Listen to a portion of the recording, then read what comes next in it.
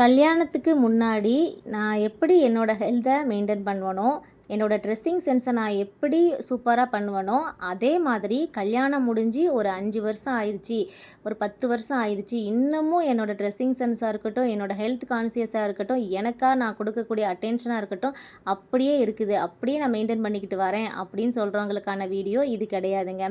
அதனால் don't see this video. இந்த video யாருக்கானதுன்னு பார்த்தீங்கன்னா, கல்யாணத்துக்கு முன்னாடி இருந்த நம்ம அப்படியே டோட்டலாக கல்யாணத்துக்கு அப்புறம் மாறி இருப்போங்க. அதாவது நல்ல ட்ரெஸ்ஸிங் சென்ஸாக இருக்கிறவங்க கல்யாணத்துக்கு அப்புறம் ட்ரெஸ் பண்ணுறதுக்கே டைம் இல்லை. நல்லா எப்போதுமே கண்ணாடியை பார்த்து மேக்கப் பண்ணிக்கிட்டே இருக்கிற நம்ம கண்ணாடியை பார்க்குறதுக்கே டைம் இல்லை. நல்லா ஹெல்த்தியாக ஃபுட்டு சாப்பிட்ணும் அப்படின்னு சொல்லி பார்த்து பார்த்து சாப்பிட்ட நம்ம முக்கியமாக டயத்துக்கு சாப்பிட்ருப்போம். அந்த டயத்துக்கு கூட சாப்பிட முடியாமல் இப்போது நல்ல பேர் வாங்கணும் அப்படின்னு சொல்லிட்டு யாருக்கிட்டன்னு பார்க்குறீங்களா? நல்ல ஒரு மருமக அப்படின்னு சொல்லி மாமனார் மாமியார்கிட்ட பேர் வாங்கணும், நல்ல ஒரு ஒய்ஃப்னு சொல்லி ஹஸ்பண்ட் பேர் வாங்கணும், நல்ல அம்மா அப்படின்னு சொல்லி குழந்தைங்க கிட்ட பேர் வாங்கணும், நல்ல இல்லத்தரசி அப்படின்னு சொல்லி நம்மளை சுற்றி இருக்கிற சொந்தக்காரங்க கிட்ட பேர் வாங்கணும் அப்படின்னு சொல்லிட்டு நம்மளை நாமளே இழந்துட்டுருக்கோம்ல. அப்பேற்பட்ட இல்லத்தரசிகளுக்கான வீடியோ தாங்க இது. வீடியோக்குள்ளே போகிறதுக்கு முன்னாடி உங்களுக்கெல்லாம் ஒரு குட்டி டாஸ்க்கு. இந்த வீடியோவை இப்படியே ஸ்டாப் பண்ணி வச்சுட்டு, நீங்கள் இருக்க வீட்டில் உங்களுக்குன்னு முகம் பார்க்குறதுக்கு ஒரு கண்ணாடி இருக்கும். அது ஒரு ஆஃப் சைஸாக இருந்தாலும் பரவாயில்ல, ஃபுல் சைஸாக இருந்தால் இன்னும் சூப்பராக இருக்கும். அப்படியே போய் உங்களோட முகத்தை, உங்களோட ட்ரெஸ்ஸிங் சென்ஸை உங்களையே நீங்கள் ஒரு வாட்டி பார்த்துட்டு வாங்களேன். கண்ணாடியை பார்க்குறதுக்கும் நம்ம ஆரோக்கியமாக இல்லாமல் போகிறதுக்கும் என்ன சம்மந்தம் இருக்குது? இந்த பொண்ணு சம்மந்தம் இல்லாமல் பேசுது அப்படின்னு சொல்லி தான் நினைக்கிங்க. இல்லைங்க, ரெண்டுக்கும் ஒரு முக்கியமான சம்மந்தம் இருக்குது. என்னன்னு சொல்லி நான் லாஸ்ட்டு சொல்கிறேன். அதுக்கு முன்னாடி எல்லாருக்கிட்டையும் நல்ல பேர் வாங்கின நம்மளோட உடம்புக்கு என்னது நல்லது அப்படின்னு தெரிஞ்சுக்கிட்டு கொடுக்குறோமா? என்ன விஷயம் பண்ணால் நம்ம ஆரோக்கியமாக இருப்போம் அப்படின்னு சொல்லி நம்மளை கண்டுக்கிறோமா அப்படின்னு பார்த்தீங்கன்னா கண்டிப்பாக இல்லைங்க. அப்படி நம்ம கண்டுக்கிட்டாமல் விட்ட ஒரு 5 விஷயத்தை பற்றி தான் அவங்க கூட நான் ஃபஸ்ட்டு ஷேர் பண்ண போகிறேன். முதல்ல என்னன்னு பார்த்தீங்கன்னா, நம்ம அதிகமாக கோவப்படுறது. எதுக்கு கோவப்படுறோம், ஏன் கோவப்படுறோம், இந்த சின்ன விஷயத்துக்கு இவ்வளோ கோவம் தேவையில்லையே அப்படின்னு தோணும். அந்த விஷயத்துக்கு எல்லாம் ரொம்ப டிப்ரெஷன் ஆகி கத்தி முடிச்சுட்டு பார்த்தீங்கன்னா நமக்கு தான் தலைவலி வரும். அது நமக்கே தெரியாமல் அதிகமாக கோவப்படுறதெல்லாம் ஒரு விஷயமா? எல்லாரும் தான் கோவப்படுவாங்க, இதெல்லாம் ஒரு விஷயம் சொல்லிட்டு இருக்கீங்கன்னு நினைக்காதீங்க. இந்த கோபம் எதுக்கு வருது அப்படின்னு சொல்லி பார்த்தீங்கன்னா, நம்ம எல்லாருக்கிட்டையும் எதிர்பார்க்குறது என்ன அப்படின்னு சொன்னால், நம்ம சூப்பராக பர்ஃபெக்டாக வேலை பார்க்குறோம், நமக்கு ஒரு சூப்பரான அப்ரிசியேஷன் கிடைக்கணும், நம்மளை யாராவது இன்றைக்கி பாராட்டினாங்க. எக்ஸாம்பிளுக்கு நீங்கள் எங்கேயாவது ட்ரெஸ் பண்ணி போகிறீங்க ஒரு ஃபங்க்ஷனுக்கு அப்படின்னு சொன்னால், 1000 பேர் 100 பேர் இருக்கிற இடத்துல யாராவது ஒருத்தங்க உங்ககிட்ட நீங்கள் ரொம்ப சூப்பராக இருக்கிறீங்க, உங்கள் ட்ரெஸ்ஸு நல்லா இருக்குது, இல்லை நீங்கள் இன்றைக்கி ரொம்ப சூப்பராக இருக்கீங்க அப்படின்னு சொல்லி ஏதாவது ஒன்று சொன்னாங்கன்னா சந்தோஷத்தில் தலகால் புரியாது. அந்த அளவுக்கு 100 வாட்ஸ் பல்ப் கணக்காக நம்ம முகம் சிரிச்சுக்கிட்டே இருக்கும். அதே இது பார்த்தீங்கன்னா, இது சரியில்லை உங்கள் ட்ரெஸ்ஸில், அந்த இது சரியில்லை, நீங்கள் இன்றைக்கி என்ன இப்படி டல்லாக இருக்கிறீங்க அப்படின்னு சொன்னாலே நம்ம அப்படியே டல்லாகிரும். டல்லாக இருக்கிறோமோ இல்லையோ ஆட்டோமேட்டிக்காக ஆயிடுவோம். அதே மாதிரி தாங்க நம்ம டெய்லியும் சலிக்காமல் வேலை பார்க்குறோம். அந்த சலிப்புக்கு யாராவது அப்ரிசியேஷன் கொடுப்பாங்கன்னு பார்த்தீங்கன்னா கண்டிப்பாக கொடுக்க மாட்டாங்க. காலையில் 5 மணிக்கு குழந்தைங்க எல்லோரும் எந்திரிக்கிறதுக்கு முன்னாடி எந்திரிச்சு சமைச்சு ஸ்கூலுக்கு அனுப்பிட்டு பசங்களை, அப்புறம் ஹஸ்பண்டை ஆஃபீஸ்க்கு அனுப்பிட்டு எல்லா வேலையும் முடிச்சுட்டு கொஞ்சம் ரெஸ்ட் எடுக்கலாம் அப்படின்னு போகிற நேரத்தில் பசங்க வந்துடுவாங்க. அப்புறம் அவங்களுக்கு ஈவினிங் ஸ்நாக்ஸு காஃபி எல்லாம் போட்டு கொடுத்துட்டு அவங்களுக்கு பாடம் படிக்கிற விஷயம் எல்லாம் சொல்லி கொடுத்துட்டு நைட்டுக்கு இட்லி வேணுமா, தோசை வேணுமா, சப்பாத்தி வேணுமா அப்படின்னு சொல்லி கேட்டு டின்னர்லாம் சமைச்சு கொடுத்துட்டு எல்லா வேலையும் செஞ்சு முடித்தாலும் எல்லோரும் நல்லா சாப்பிட்டுட்டு நல்லா இருக்குது, நல்லா பண்ணியிருக்கிற அப்படின்னு சொல்லவே மாட்டாங்க.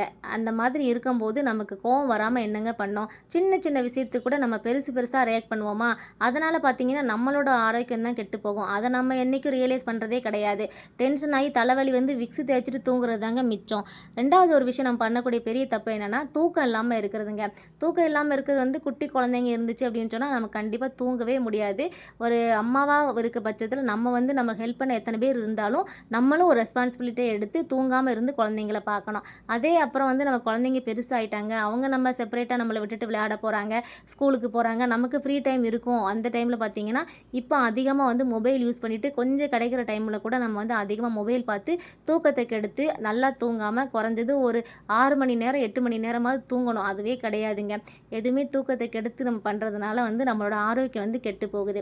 அடுத்து பார்த்தீங்க அப்படின்னு சொன்னால், குழந்தைங்களுக்கெல்லாம் நம்ம சொல்லுவோம், நல்லா தண்ணி குடிக்கணும், தண்ணி குடித்தா தான் நோய் வராது அப்படின்னு சொல்லி நம்ம வந்து பெரிய டாக்டர் மாதிரி நம்ம வீட்டில் பேசிகிட்டு இருப்போம். ஆனால் வந்து எவ்வளோதான் நம்ம அட்வைஸ் பண்ணாலும் அந்த அட்வைஸை நம்ம ஃபாலோ பண்ணுவோமா அப்படின்னு கேட்டால் கண்டிப்பாக கிடையாதுங்க.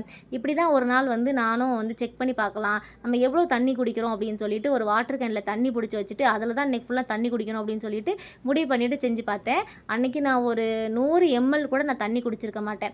அது என்ன காரணம் அப்படின்னு பார்த்தீங்கன்னா, வீட்டில் வந்து நம்ம ஈஸியான வேலைகள் வந்து அதாவது கஷ்டமாக இல்லாத வேலைகள்லாம் செஞ்சிட்ருக்கோமா, அதனால் நமக்கு வந்து தண்ணி தாகமே எடுக்க மாட்டேங்குது. சாப்பிடும்போது பார்த்தீங்கன்னா ஒரு சிப்பு தான் குடிக்கிறோம். அது மாதிரி நான் செக் பண்ணி பார்க்கும்போது பார்த்தீங்கன்னா ஒரு 100 எம்எல் தண்ணி தான் குடிச்சிருந்தேன். அப்போ தான் ஃபீல் ஆச்சு, நம்ம தண்ணி குடிக்காமல் இருக்கிறதுனால கூட நமக்கு பல நோய்கள் வரும். தண்ணி வந்து எவ்வளோ இம்பார்ட்டன்ட் அப்படின்னு சொல்லி நம்ம வீட்டுக்கே நம்ம வந்து டீச் பண்ணுவோம். ஆனால் நம்ம அதை செய்கிறதில்ல. இனிமேலாவது நம்ம வந்து தண்ணி குடிக்கணும் அப்படின்னு சொல்லி முடிவு பண்ணுவோம். இது வந்து நம்ம பண்ணக்கூடிய ஒரு பிக்கெஸ்ட் மிஸ்டேக்காக நான் நினைக்கிறேன். அடுத்து பார்த்தீங்கன்னா, வீட்டில் இருக்கிறவங்களுக்கு பார்த்து பார்த்து செஞ்சு கொடுப்போம். நான் வந்து பார்த்தீங்கன்னா ஊர்லேருந்து வரும்போதே ராகி மாவு, அப்புறம் வந்து உளுந்த மாவு எல்லாம் செஞ்சு கொண்டு வந்ததை நீங்கள் பார்த்துருப்பீங்க.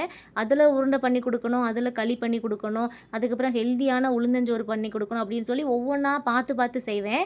ஆனால் அதில் ஒரு விஷயம் என்னென்னு பார்த்தீங்கன்னா, எனக்கு அதை வந்து நான் எனக்காக பர்ட்டிகுலராக செய்வேனா அப்படின்னு பார்த்தீங்கன்னா கண்டிப்பாக செய்ய மாட்டேன். பசங்களுக்கு காலையில் ஸ்கூலுக்கு ஸ்நாக்ஸ் இல்லையா, ராகி உருண்டை பண்ணுவோம். ஸ்கூலுக்கு வந்து ஸ்நாக்ஸ் ஈவினிங் ஸ்நாக்ஸ் இல்லையா அப்படின்னா என்ன பண்ணுறதுன்னா, அதுக்கு ஒரு நவதானிய உருண்டை பண்ணுவோம் அப்படின்னு சொல்லி பசங்களுக்காக மட்டும்தான் நம்ம முக்கியத்துவம் கொடுப்போமே தவிர்த்து நமக்காக பண்ணுவோம், நம்ம சாப்பிடுவோம் அப்படின்னு சொல்லி கிடையாது.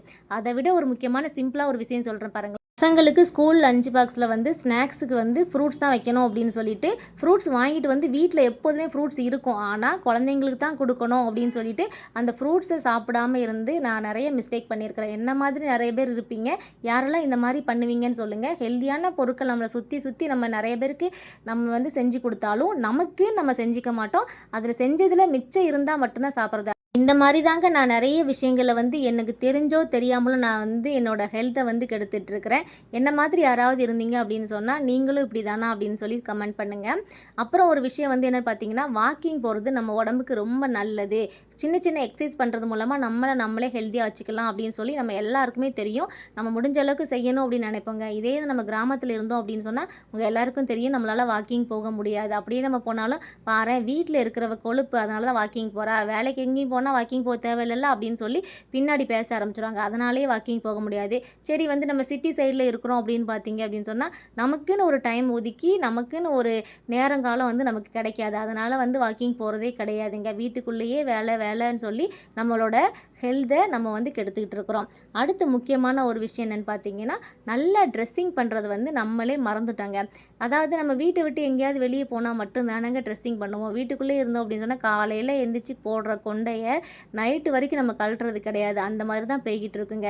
ஒரு தலை இழுத்தோம், நல்ல ஒரு பூ வச்சு பவுட்ரு போட்டு பொட்டு வச்சோம் அப்படிங்கிற இது வந்து பார்த்திங்கன்னா, என்றைக்காவது வெளியில் போகிறோம் அப்படின்னு சொன்னால், ஏதாவது ஃபங்க்ஷனுக்கு போகிறோம் அப்படின்னு சொன்னால் மட்டும்தாங்க நடக்கும். அதனால் வந்து நம்ம என்ன பண்ணுவோம்னா, முக்கியமாக கண்ணாடியே பார்க்குறதில்ல. நான் ஸ்டார்டிங்லேயே சொல்லியிருந்தேன்ல, நீங்கள் போய் உங்களோட கண்ணாடியை பார்த்துட்டு வாங்க, நீங்கள் எவ்வளோ ஆரோக்கியமாக இருக்கீங்க அப்படின்னு சொல்லி தெரியும் அப்படின்னு சொல்லி. ஆமாங்க, நம்ம ஆரோக்கியமாக வச்சுக்கிட்டா மட்டும்தான் நம்ம வந்து என்ன பண்ணுவோம், நம்ம வந்து அதிகமாக வந்து கண்ணாடியை பார்க்குறதா இருந்தாலும் சரி, நம்ம வந்து நல்ல ஹெல்த்தாக நம்மளோட உடம்பை மெயின்டைன் பண்ணுறதா இருந்தாலும் சரி, நம்மளை அழகாக வச்சுக்கிறதுக்கு நம்ம முக்கியமாக தேடுற ஒரு பொருள் என்னென்னா கண்ணாடி. நம்ம கண்ணாடிக்கிட்டே போகலைன்னா நம்ம அழகாக இருக்கமா, நம்ம ஹெல்த்தியாக இருக்கமா, நம்ம ஒழுங்காக இருக்கமா அப்படின்னு சொல்லி பார்க்கவே முடியாதுங்க. அதனால தான் நான் சொல்லியிருந்தேன், கண்ணாடியை போய் பாருங்கள், நீங்கள் எவ்வளோ ஹெல்த்தாக இருப்பீங்க அப்படின்னு சொல்லி தெரியும். நான் சொன்ன இந்த சில விஷயங்கள் வந்து நீங்களும் உங்கள் லைஃப்பில் பண்ணிகிட்ருக்கீங்க அப்படின்னு சொன்னால் நீங்கள் கண்டிப்பாக கமெண்ட் பண்ணுங்கள். இல்லை இதை தவிர்த்து வேறு என்னென்ன மிஸ்டேக்லாம் நீங்கள் பண்ணிகிட்ருக்கீங்க அப்படின்னு சொல்லுங்கள். என்னோடய லைஃப்பில் நடந்த சில விஷயங்களை நான் அவங்க கூட ஷேர் பண்ணிக்கிட்டேன். இந்த விஷயங்கள் எல்லாருமே வந்து நம்ம சேஞ்ச் பண்ணி ஆகணும் அப்படின்னு சொல்லிட்டு சில விஷயங்களை வந்து நான் சேஞ்ச் பண்ணியிருக்கிறேன். கரெக்டான டைமுக்கு சாப்பிடணும், ஹெல்த்தியான ஃபுட்டை நம்மளும் எடுத்துக்கிடணும். குழந்தைங்களுக்கு நம்ம ஹெல்த்தியாக பண்ணும்போது நம்மளும் நமக்கான ஹெல்த்தியான ஃபுட்டை எடுத்துக்கிடணும் அப்படின்னு சொல்லி தாங்க இன்றைக்கி பார்த்தீங்க அப்படின்னு சொன்னால் நான் ஏபிஜி ஜூஸும் அதுக்கப்புறம் டைஜஷனுக்கான ஒரு ஜூஸும் வந்து பண்ணிகிட்டு இருக்கிறேன். ஏபிஜி ஜூஸ்னால் உங்களுக்கு தெரியும், ஆம்லா, பீட்ரூட்டு, கேரட்டு நல்லா தண்ணி ஊற்றி நல்லா மிக்ஸ் பண்ணி அதில் இருக்க சாறை மட்டும் எடுத்து இந்த மாதிரி ஐஸ் க்யூபாக வந்து நம்ம கன்வெர்ட் பண்ணி வச்சுட்டோம்னா 1 வீக் வரைக்கும் ஓடும். இது எல்லாருமே வந்து ஒரு காலை 11 மணி இல்லைன்னா மத்தியானம் அந்த டைமில் வந்து தண்ணி குடிக்கும்போது இதை வந்து நம்ம எடுத்துக்கிட்டோம் அப்படின்னு சொன்னால் நம்ம ஸ்கின்னுக்கும் நம்மளோட ஹேருக்கும் ரொம்ப நல்லது அப்படின்னு சொல்லி இப்போ ரெகுலராக இதை தான் வந்து நான் மேக் பண்ணி குடிச்சிட்ருக்குறோம். கண்டிப்பாக இது நல்ல ஒரு ரிசல்ட்டு கொடுக்குது. என்னோடய ஸ்கின் ப்ராப்ளம் வந்து இதில் மூலமாக சரியாகிக்கிட்டே வருது கொஞ்சம் கொஞ்சமாக. அதனால் வந்து நான் ரெகுலராக வந்து என்னோட லைஃப் ஸ்டைல் இது வந்து சேஞ்ச் பண்ணிக்கிட்டேன். அது கூடவே இந்த வாரம் நான் என்ன எக்ஸ்ட்ரா மேக் பண்ண போகிறேன் அப்படின்னு பார்த்தீங்கன்னா, ஒரு டைஜஷன் ஜூஸ் வந்து ரெடி பண்ணிட்டு இருக்கிறேங்க. அது வந்து நம்ம டெய்லி பண்ணி குடித்தா நமக்கு சோம்பேறித்தனம் அப்படிங்கிறதுனால அதை வாரத்தில் ஒரு நாள் வந்து செஞ்சு ஸ்டோர் பண்ணிட்டோம் அப்படின்னு சொன்னால் காலையில் வெறும் வயிற்றுல லைட் ஹாட் வாட்டரில் அதை குடிக்கலாம். அது என்னன்னு பார்த்தீங்கன்னா, இஞ்சி, காட்டு நெல்லிக்காய், ஜீரகம், கொஞ்சம் புதினா இதெல்லாம் சேர்த்து நல்லா அரைச்சிட்டு அதை சாறு எடுத்து அந்த சாறை வந்து நம்ம வந்து ஐஸ் க்யூப்பாக கன்வெர்ட் பண்ணி வச்சுட்டோம் அப்படின்னு சொன்னால் காலையில் டீ காஃபி குடிக்கிறதுக்கு பதிலாக இதை குடிச்சிக்கலாம் அப்படின்னு சொல்லிட்டு இப்போது ரீசன்ட் டேஸில் வந்து இந்த மாதிரி தான் நான் வந்து ஹெல்த்தியாக வந்து சில விஷயங்கள்லாம் பண்ணிகிட்டு இருக்கிறேன். இந்த மாதிரி ஹெல்த்தியான விஷயங்கள் வந்து பண்ணுறது மூலமாக நமக்கு வந்து நம்மளோட ஃபேமிலிக்கும் சரி நம்மளை பார்த்துக்கிறதுக்கும் ரொம்ப யூஸ்ஃபுல்லாக இருக்கும். முக்கியமாக ஒரு விஷயம் என்னதான் நம்ம சொல்லி ஆனாலும் மற்றவங்க கிட்ட நம்ம அப்ரிஷியேஷன் எதிர்பார்க்காம நம்ம பண்ணுற வேலையை நம்மளே பாராட்டி அப்ரிஷியேஷன் கொடுத்துக்கிட்டோம் அப்படின்னு சொன்னால் கண்டிப்பாக நம்ம அடுத்தடுத்து வேலை செய்கிறதுக்கு வந்து நமக்கு ஒரு ஹோப்பாக கிடைக்கும். நான் என்ன வந்து சில விஷயங்கள் நானே சில விஷயங்களில் பாராட்டிப்பேன். என் ஹஸ்பண்ட்டையும் நான் சொல்லுவேன், நான் இவ்வளோ வேலை பார்க்குறேன், இவ்வளோ நல்ல விஷயங்கள் பண்ணுறேன், என்னை அப்ரிஷியேஷனே பண்ண மாட்டேங்கிங்க அப்படின்னு சொல்லி சில விஷயங்கள்லாம் கேட்டு கேட்டு அப்ரிஷியேஷன் வாங்கக்கூடிய ஆள் தான். இப்போ அப்படிலாம் கிடையாது. நான் சில விஷயங்கள் பண்ணிவிட்டு எனக்கு பிடிச்ச சில விஷயங்கள், அதாவது இப்போ இந்த வீடியோ எடுத்து போடுறதா இருக்கட்டும், என் ஹஸ்பண்ட் வந்து சொல்லுவாங்க, எதுக்கு இவ்வளோ ஸ்ட்ரெயின் பண்ணி வீடியோ எடுத்து போடுற, யாருமே உன்னோட வீடியோ பார்க்கலாம் மாட்டாங்க அப்படின்னு சொல்லுவாங்க. ஆனால் எனக்கு இந்த வீடியோ பார்க்குறாங்க பார்க்கல, சில பேர் வந்து சப்போர்ட் பண்ணுறாங்க பண்ணலை, அதை தாண்டி இந்த வீடியோ எடுத்து போடுறது என்னோட கான்ஃபிடென்ட். நான் ஒரு ஒர்க் பண்ணுறேன், எனக்கு பிடிச்ச ஒரு வேலை பண்ணுறேன், அதுக்கு அப்ரிஷியேஷன் கிடைக்க டைம் ஆகும், ஆனாலும் நான் வந்து பண்ணுவேன் அப்படின்னு சொல்லி பண்ணுறது வந்து என்ன நானே ஒரு பூஸ்ட் பண்ணிக்கிறதுக்கான ஒரு விஷயந்தான். கண்டிப்பாக பார்க்குற நீங்களும் எனக்கு ஒரு பூஸ்ட் மாதிரி இருந்து இந்த வீடியோவுக்கு என்கரேஜ் பண்ணி ஒரு லைக் பண்ணி சப்ஸ்கிரைப் பண்ணி மற்றவங்களுக்கும் ஷேர் பண்ணுவீங்க அப்படின்னு சொல்லி நம்புகிறேன். கண்டிப்பாக இந்த வீடியோ உங்களுக்கு யூஸ்ஃபுல்லாக இருந்திருக்கும்னு நினைக்கிறேன். யூஸ்ஃபுல்லாக இருந்துச்சுன்னு சொன்னால் கண்டிப்பாக கமெண்ட் பண்ணி சொல்லுங்கள்.